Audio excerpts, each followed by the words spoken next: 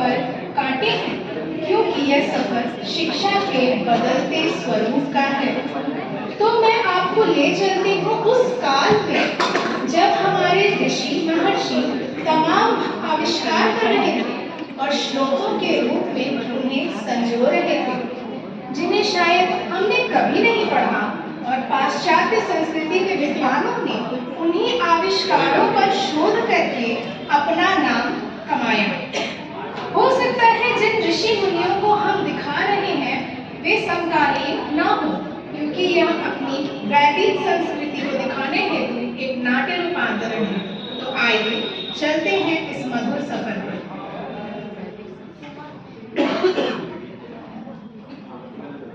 बड़ी बात महर्षि भारद्वाज। आइए आइए प्रभु, बड़ी बात। प्रभु आपके दर्शन को अत्यंत दुर्लभ है। सुना है आप विमान शास्त्र की रचना कर रहे हैं। हाँ प्रभु, मैं विमानों की रचना पर एक ग्रंथ लिख रहा हूँ और उसमें अनेक प्रकार के विमानों की निर्माण विधि उस पुस्तक में लिखी है।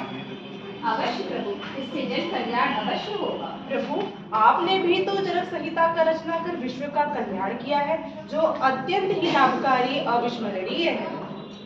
इसमें कल्याण की क्या बात है प्रभु? अभी तो हमें अपने आने वाली पीढ़ियों के लिए बहुत कुछ करना है। कहीं महर्षि कर्णाद पदार्थ की सूक्ष्म अवस्था अणु पर शोध कर रहे हैं, तो कहीं महर्षि बौधायन त्रिकोणमिति की रचना कर रहे हैं, कहीं महर्षि भास्कराचार्य द्वारा गुरुत्वाकर्षण पर शोध किया जा रहा है, तो कहीं गर्ग मुनि द्वारा नक्षत्रों की खोज की गई है। अवश्य प्रभु, आप बिल्कुल उचित कह रहे हैं। मैं भी यही कामना करता हूँ कि ईश्वर द्वारा निर्मित रचना पर हम शोध कर नए नए खोज करें, जो हमारे जन के लिए कल्याणकारी सिद्ध हो। अवश्य प्रभु। अच्छा प्रभु, तो आप अब हमें अनुमति दें। मैं महर्षि सुश्रुत के आश्रम जा रहा हूँ, जिन्होंने शल्य चिकित्सा विद्या पर एक रचना लिखी है, जो कि आदमी जगत के लिए अत्यंत कल्याणकारी सिद्ध होगा। अवश्य मुनिवर, आइए मैं आपको द्वार तक छोड़ आता हूँ।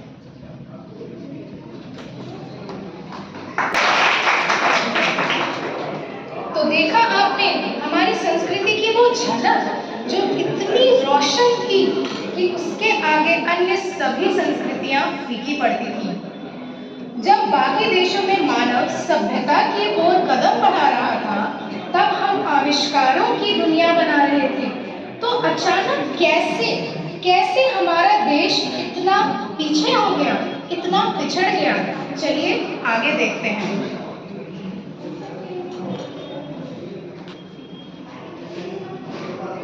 Good morning, my lord, my colleague. Morning, Watson. My lord, तुम ये क्या कर रहा है?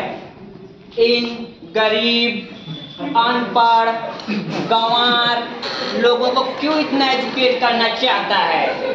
No, Watson. तुम इनके खपरा पे मत जाओ। इंडियंस का लिटरेचर काफी नॉलेजफुल है। तुम जब इनके लिटरेचर पढ़ोगे तो तुम्हें बहुत सी नॉलेजफुल बातें मिलेंगी। अगर हमको इन सब पर इनको स्लेव बनाना है तो इनके लिटरेचर को इनसे छीनना होगा। पर हमें कैसे करेगा? हमको इनका गुरुकुल को तोड़ना होगा, इनके गुरुकुल के प्रैक्टिसेस को डिस्ट्रॉय करना होगा और अपनी एजुकेशन सिस्टम को यहाँ पे इम्प्लीमेंट करना होगा। Okay, I understand. यानी तुम इन लोगों को बेवकूफ बना रहा है। यस वॉटसन, हम इनको एजुकेशन तो देगा, लेकिन वो एजुकेशन खोखली होगी, हॉलो होगी। इनको इतनी ही एजुकेशन दी जाएगी जितनी कि ये हमारी बातें समझ सकें और हमारे अंडर रहकर हमारा काम कर सकें। तुम चिंता मत करो वॉटसन, अभी ये इंडियंस कई सालों तक हमारा गुलाम ही रहेगा। चलो वॉटसन, चलते हैं।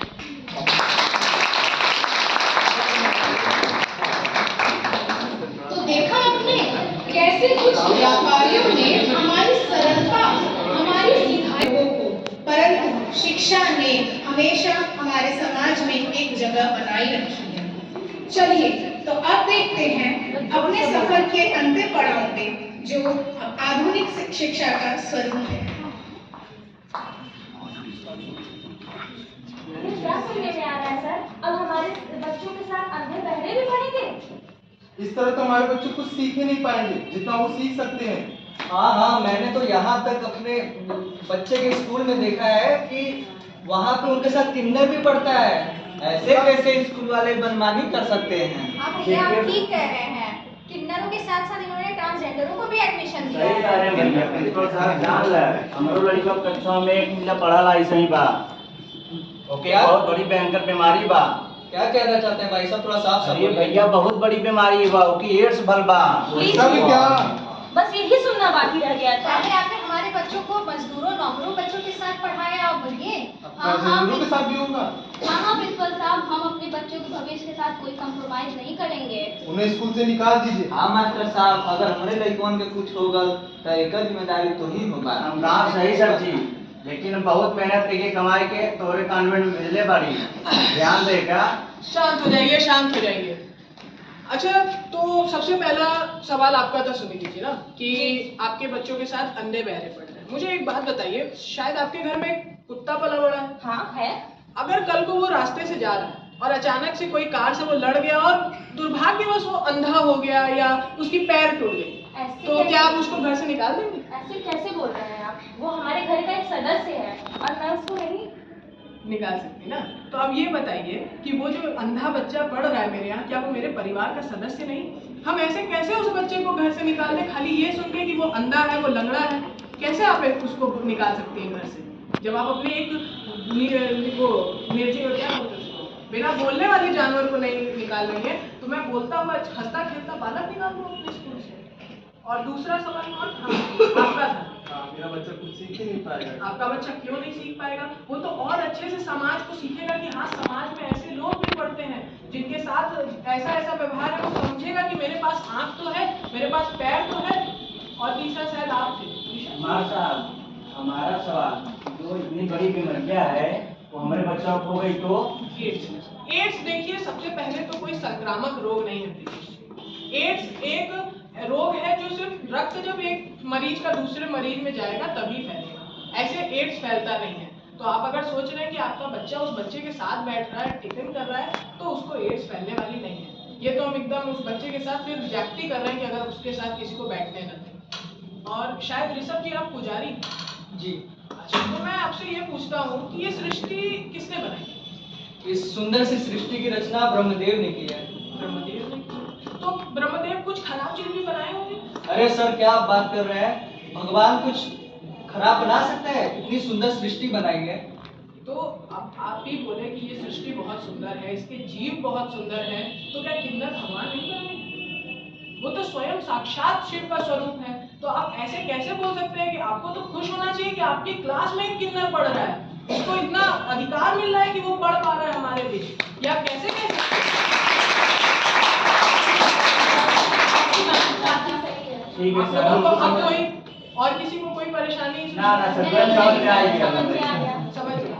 तो अब आप बताइए, मुझे किसी बच्चे को यहाँ से निकालना चाहिए? बिल्कुल नहीं। सबको साथ में पढ़ाना चाहिए। और आप लोगों को बता दूं कि सस्टेनेबल डेवलपमेंट गोल जो 2015 में रखा गया था 2030 के लिए, वो भी यही था कि सब पढ़ें, सब बढ़े, कोई बच्चा कहीं पीछे न छूट जाए। तो आइए एक ऐसे समाज का निर्माण करें जहां सब बढ़े और सब बढ़े। धन्यवाद।